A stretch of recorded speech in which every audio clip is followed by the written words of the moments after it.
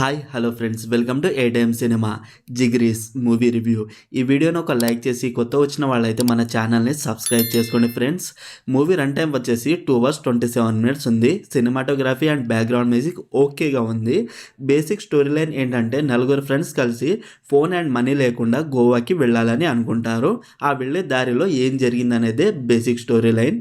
మూవీలో screen play అయితే చాలా ఫ్లాట్గా ఉంది అండ్ క్యారెక్టర్స్ని కూడా ఇంట్రెస్టింగ్గా రాసుకోలేదు. కామెడీ అయితే అక్కడక్కడ ఓకే అనిపించింది, అంతమించి ఎక్కువగా అయితే నాకేం అనిపించలేదు. రొటీన్ స్టోరీ అవ్వడం వల్ల ఇంట్రెస్ట్ అయితే క్రియేట్ చేయలేదు. ఈ మూవీ మధ్యలో ఈ నగరానికి ఏమైంది అండ్ హుషారు మూవీస్ గుర్తుకొస్తాయి.